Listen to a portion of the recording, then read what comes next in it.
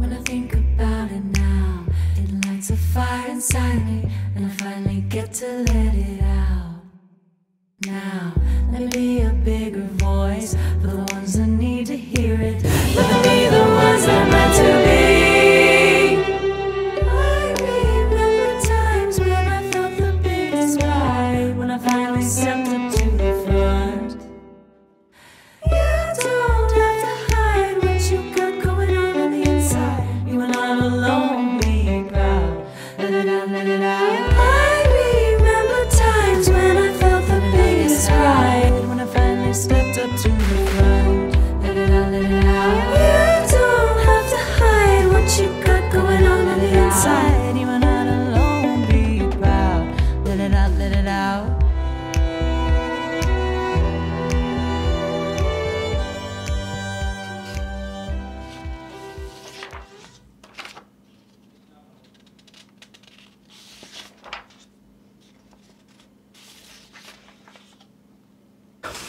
Hello, Dr.Mac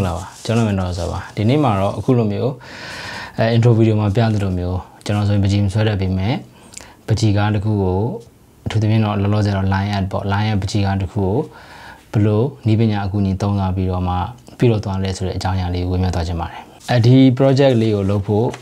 ashi bai ma dr review လုပ်ထားတဲ့ pen plotter writing robot machine ကိုအသုံးပြုပြီးတော့မှလည်းလုပ်ပါတယ်။နောက်ပြီးတော့ဒီပုံတွေကိုရဖို့အတွက်ပထမဆုံးကိုယ့်ရဲ့ပုံတွေကိုကို line ဆွဲခြင်းတဲ့ပုံတွေကို iPhone နဲ့ရိုက်ပါတယ်။ရိုက်ပြီးတော့မှ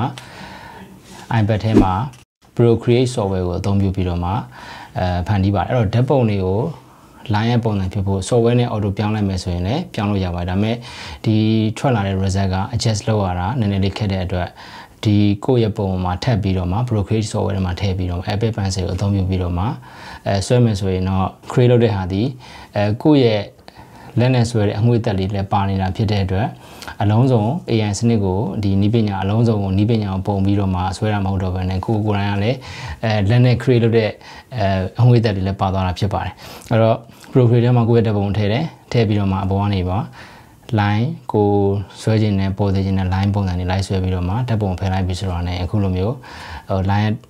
ပကြီးပုံကိုရလာတာဖြစ်ပါတယ်ရလာတဲ့ပုံမှာအပြင်မှာတကယ်ဆွဲတဲ့ကဲဆိုဖြစ်အောင်ကြတော့ pen plotter ထဲမှာတခါတည်းထွဲပြီးတော့ချိန်ပြီးတော့မှကိုယ့်ရဲ့ပုံကိုကွန်ပျူတာနဲ့ချိန်ပြီးတော့ဆွဲမယ်ဆိုရင်တော့အခုလိုပုံတွေရလာမှာဖြစ်ပါတယ်အဲဒီလိုဆွဲတဲ့အချိန်ကျတော့လေဒီပုံတွေကို pen plotter တွေကနားလည်အောင်ဆိုရင်တော့ vector graphic ပြောင်းပါတယ်ပြောင်းပြီးတော့တချို့ဒီလိုမျိုးပုံထဲမှာ color layer change နေတယ်ဒီမှာဆိုရင်တော့ကျွန်တော်ရွှေရောင်မျက်နှာလေးကိုရွှေရောင်ဒီမှာဆိုရင်တော့ဒီပုံလေးမှာဆိုရင်ကိုလုံးပေါ်တွေကိုရွှေရောင်မင်းနဲ့ဆွဲထားပြီးတော့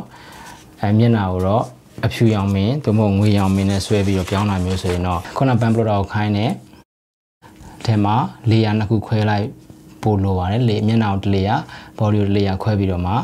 ဆွဲတဲ့အချိန်ကျတော့အဲ့ဒီနေရာရောက်ပြီဆိုတာနဲ့ pen ဆယ်ကိုချိန်ပြီးတော့မှဆွဲလို့ရတော့မှာဖြစ်ပါတယ်ဒီနည်းနဲ့ပဲကျွန်တော်ဒီပုံတွေကိုဖန်တီးလိုက်တာဖြစ်ပါတယ်အဲ့လိုပဲဒီလိုမျိုးကွန်ပျူတာနဲ့ generate လုပ်ထားတဲ့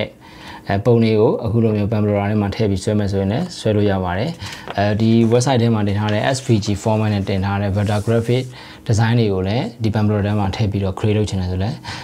လုပ်လို့ရပါတယ်ဒါကတော့ကိုယ့်ရဲ့ create လုပ်တဲ့အငွေ့သက်လုံးဝမပါဘဲနဲ့ ready made ပုံစံမျိုးဖြစ်မှာဖြစ်ပါတယ်အခုဒီပုံတွေကိုမိသားစုပုံတွေကိုဆွဲထားတာကတော့ကိုယ်တိုင်နဲ့ဆွဲတယ်ဆိုတဲ့အငွေ့သက်တွေလည်းပါမယ်ဒါအောင်မှလက်တွေ့ pen plotter ရဲ့အကူအညီနဲ့အပြင်မှာတကယ်ဆွဲတကယ်တော့ပုံတွေကိုထုတ်ပြီးတော့မှအခုလိုမျိုးနိုင်ရန်မှာချိတ်ထားတာမျိုးဆိုရင်လည်းလုပ်လို့ရပါတယ်အခုလိုဖန်တီးထားတဲ့ပုံတွေကိုကိုယ့်ရဲ့အိမ်နိုင်ရန်မှာချိတ်ဖို့အတွက် frame တွေကိုတော့ 3D printer နဲ့ပဲကျွန်တော်ဒီမှာထုတ်ပါတယ်ထုတ်ပြီးတော့မှ form bound လေးကိုထည့်လိုက်ပြီးဆိုပြီးတော့နိုင်ရန်မှာချိတ်လိုက်ပြီးဆိုတော့ねအခုလိုမျိုး result ကိုရတော့မှာဖြစ်ပါတယ်ဒီ Procreate software လေးကတော့တော်တော်လေးလည်းကောင်းပါတယ်iPad မှာဆိုရင်လည်း iPad ဒီ creator တော်တော်များများက Pencil အသုံးပြီးတော့ creator တော်တော်များများက iPad သုံးပြီးဆိုတော့ねဒီ Procreate software လေးကိုအသုံးပြုပြီးတော့ create လုပ်လို့ရှိပါတယ်အဲ့တော့ဒီ create လုပ်တဲ့ဟာကအများကြီးသုံးလို့ရတဲ့ software လေးဖြစ်တဲ့အတွက်ဒီအခု project မှာတော့ကျွန်တော် Procreate software ကိုအသုံးပြုပြီးတော့ line လေးတစ်ခုပဲဖန်တီးပြီးတော့မှ pen plotter ထဲမှာထည့်ပြီးတော့မှဒီလိုပုံတွေကိုရအောင်ဖန်တီးလိုက်တာဖြစ်ပါတယ်အဲ့တော့ကျွန်တော်လိုမျိုးဒီလိုမျိုးဖန်တီးခြင်းနဲ့ပဲဖြစ်ဖြစ်ဒီလိုမျိုးဖန်တီးမှုကိုကန်လန်း ဖန်တီးတဲ့စာပေကိုလိုချင်လို့ပဲဖြစ်ဖြစ်ကျွန်တော်ဒေါက်တာမက်မှာလာရောက်ပြီးတော့မှတောင်းဆိုနိုင်ပါတယ်ဒီလိုမျိုးကျွန်တော် create လုပ်တဲ့လိုမျိုးပုံတွေကိုလုပ်မယ်ဆိုရင်လည်းလုပ်လို့ရပါတယ်ဒီမှာတော့ကျွန်တော်ကတော့ paper ကိုတော့ black paper ကိုသုံးထားပြီးတော့မှင်ကိုတော့ဒီလက်ရှိပြည်တွင်းမှာရှိတဲ့မှင်နေနဲ့အကြမ်းမြင့်တော့မတူတဲ့ငွေရောင်ရွှေရောင်တွေသုံးကြည့်တော့အဆင်မပြေတော့ခါကြတော့ဂျပန် brand မင်းရွှေမင်းငွေမင်းနဲ့အဖြူရောင်မင်းတွေကိုသုံးပြီးတော့မှအခုပုံတွေကိုဆွဲထားတဲ့ခါတော့ဒီရဲ့ result ကပိုပြီးကောင်းတာတွေ့ရပါတယ်အဲ့တော့ပန်ဆယ်တွေကတော့အကြမ်းမြင့်တဲ့ဈေးကြီးပြီးတော့အမျိုးအစားကောင်းတဲ့မင်းတွေကိုသုံးထားတာဖြစ်ပါတယ်ဒါမှလည်းကိုဆွဲတဲ့ပုံတွေက result ကောင်းမှာဖြစ်ပါတယ်အဲ့တော့အဲ့လိုမျိုးဒီလိုမျိုး set တွေကိုစိတ်ဝင်စားရင်လိုပဲဖြစ်ဖြစ်ဒီလိုမျိုးပုံတွေကို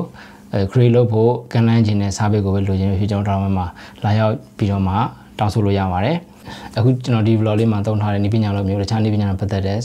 ဆောင်းပါးတွေ post တွေ video တွေစိတ်ဝင်စားတယ်ဆိုရင်ကျွန်တော် Dr.Mac YouTube channel like and subscribe ပြုလုပ်ပေးထားပါ